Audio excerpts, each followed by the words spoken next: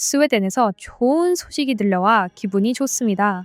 최근 스웨덴의 자비시 대학교에서는 중문학과를 폐쇄했는데요. 문제는 이러한 해당 대학의 결정이 다른 대학에게도 전염될 것을 우려하는 사람들의 목소리가 나오고 있습니다. 특히 해당 대학은 중문학과를 폐쇄시키기 이전 해당 학과의 대학생들에게 전과 희망서를 작성하게 했고, 중문학과의 절반 이상이 되는 학생들이 한국어 학과로의 전과를 희망하면서 해당 사태를 본 중국인들이 한국에 대한 큰 열등감을 가지며 분노하게 되는 계기가 되기도 했습니다. 사실 이 대학은 스웨덴의 스톡홀름 외곽에 있는 작은 지방대학이긴 하지만, 이 문제가 크게 이슈가 된 것은 한국어 학과로 전과를 절반 이상 갔다는 사실 때문이고, 이것에 대해 중국 네티즌들이 분노를 하며 중국에 이러한 소식이 전해졌기 때문인데요. 이에 대한 중국인들의 열등감이 가득한 중국 반응도 이후에 소개해드리도록 하겠습니다.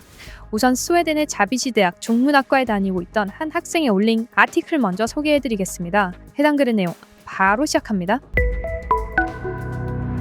내가 중문학과로 들어간 것은 2년 전이다. 당시에는 스웨덴과 중국의 갈등이 이 정도로 심하지 않았고, 중국은 스웨덴에서 가장 협업하는 사업이 많은 국가이기에 항상 중문학과는 외국어 학과 중에서도 수요가 많은 학과다. 하지만 중국인 관광객들의 행패가 심해지고, 최근 중국 여기자 사태로 중국과 스웨덴의 감정이 엄청나게 심각해지자 너무나도 많은 중국 관련 사업들이 폐업을 하고 있고, 중문학과에 대한 수요도 줄어들기 시작했다. 또한 어디 가서 중문을 배운다고 말한다면 많은 스웨덴인들이 나를 혐오하기 시작한다. 그딴 나라가 도대체 뭐가 좋아서 언어까지 배우냐고 화까지 낸다. 그리고 나는 진짜 중국어를 싫어하게 되었고, 당장 전과를 하고 싶었다. 우리 중문학과 학생들은 자퇴를 너무나도 많이 하게 되었고, 자연스럽게 절반 이상의 학과 학생들이 자퇴를 하게 되었다. 우리 학과는 존속 위기가 찾아오게 되었고, 더 이상 학과가 남아있어야 하냐는 이야기가 나오게 되었다. 하지만 중문학과에 온 우리들은 기본적으로 외국어로 돈을 벌고 싶어서 온 사람들이고, 아시아에 관심이 많아 들어왔기 때문에 일본어와 한국어학과로의 전과가 가장 합리적일 것이라는 생각이 들었다. 그리고 대부분의 학생들은 일어학과가 아닌 한국어학과로의 전과를 선택했다. 한국어학과는 현재 정원을 초과한 상태다. 원래도 워낙 인기가 많은 학과였지만 현재 중국어학과의 폐쇄와 함께 많은 이들이 전과하여 정원을 초과했다. 일본어가 아닌 한국어를 선택한 이유는 여러 가지인데, 첫 번째로 활용도다. 일본은 너무 심각한 갈라파고스 국가다. 거의 대부분의 국가와 잘 교류를 하지 않고 보통 웬만하면 모든 것을 내수해서 끝내려고 하는 경향이 있기 때문에 일본과의 협업이 많이 어렵고, 특히 일본어의 난이도는 엄청나다. 그리고 우리 중국어 학과의 학생들은 대부분 중국어를 배우다 말았고, 배우던 도중 중국어의 한자에 대한 난이도를 이미 체감했기 때문에 한자가 얼마나 공부하기 힘들고 어려운 문자인지 모두가 잘 알고 있다. 이는 이미 우리 전 중문학과 학생들에게는 트라우마로 남아있고, 한자를 똑같이 쓰는 일본어를 배울 자신이 없다. 하지만 한국어는 한자를 쓰지 않고 자기들만의 독창적인 한글이라는 글자를 쓴다. 이는 정말이지 매우 독창적인 글자로 5살 정도의 지능이 있는 아이들도 마스터를 할 수 있는 문자라고 한다. 실제로 영어보다도 쉽다는 전문가들의 의견이 있는데, 우리가 보이게는 복잡해 보이는 한글이 사실 따지고 보면 아주 간단하고 교묘한 규칙이 적용되기 때문에 애초에 한자와는 비교가 될 수 없는 문자다. 다만 한국어의 문자는 쉽더라도 한국어 그 자체는 쉬운 것이 아니라고 한다. 한국어에는 너무나도 많은 단어들이 있다. 한국어는 스웨덴보다 약 5배가 많은 단어를 가지고 있다고 한다. 이는 중국어보다도 많은 수치다. 일본어보다도 훨씬 단어의 개수가 많다. 하지만 한국어는 그러한 단어를 전부 일상에서 쓰지는 않는다고 한다. 한국어의 단어가 이렇게 많은 이유는 바로 한국인들은 느낌을 중요하게 생각하기 때문이라고 한다. 사랑이라는 말만 해도 한국에서는 여러 가지 단어로 표현할 수 있다고 한다. 다만 이것은 한국의 문학 작품을 분석하는 수준으로 파고 들어가야 필요한 수준이기 때문에 그 정도로 어렵게 배울 필요는 없다. 이렇듯 한국어는 처음 배우는 것은 쉬우나 파면 팔수록 굉장히 어려운 언어라는 뜻이다. 그래서 사실 이것 때문에 오히려 한국어학과가 더욱 희소가치가 높다는 것을 알 수 있다. 일본어와 중국어는 사실 단어가 그렇게 많지 않기 때문에 최근 많이 나오는 번역기로 번역을 돌리면 매우 쉽다. 이는 단순히 단어의 종류와 개수가 적어서 그런 것이 아니고 그냥 단어 자체가 표현할 수 있는 내용이 한정적이다. 하지만 한국어는 이것이 완전히 다르다. 한국의 드라마를 봐본 사람들은 알겠지만 한국은 같은 말도 억양을 다르게 하면 다른 말로 들린다. 같은 단어도 어디에 들어가느냐에 따라 뜻이 달라진다. 그리고 이것은 인터넷 번역기가 알아내기 힘들다. 그래서 한국어학과 학생들은 나중에 졸업하고 나서도 아주 일자리가 많은 것이다. 특히 한국에서는 드라마와 영화들이 끊임없이 나오고 있고 최근 스웨덴에서는 매우 오래된 한국의 드라마들도 찾아서 보는 사람들이 많아졌기 때문에 그런 것들에 대한 번역하는 일들은 영원히 끊이지 않을 것으로 보인다. 다만 한국어 학과의 가장 큰 단점이 하나 있다.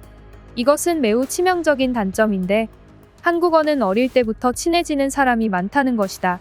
스웨덴만 하더라도 지금 어릴 때부터 방탄소년단이나 아이돌들의 유튜브를 보면서 자라오는 아이들은 이미 한국어를 잘 안다. 나는 스웨덴에서 살면서 한국어를 자연스럽게 잘하게 되어버린 사람들을 몇 번 봤다. 아까도 말했지만 한국어는 처음에 배우는 게 정말 쉽고 특히 그들의 한글이라는 문자 시스템은 한국어를 배우는 난이도를 더욱 낮춰준다. 애초에 한글이라는 것이 만들어진 이유가 그것이기 때문이다. 난이도를 낮춰서 나이 어린 아이들도 누구나 쉽게 배울 수 있게 하는 문자를 만든 것. 아무튼 이번 대학의 결정에 대해 대부분의 우리 학과 학생들은 만족하고 있다. 라는 글이었습니다.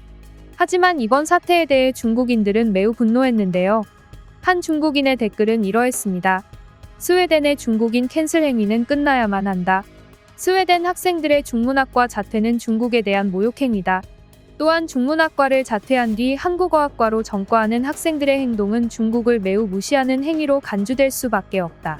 한국이란 중국의 엄청난 원수로 그들은 항상 한국어가 중국어보다 우월하다는 논리를 가지고 있던 자들이었기 때문이다.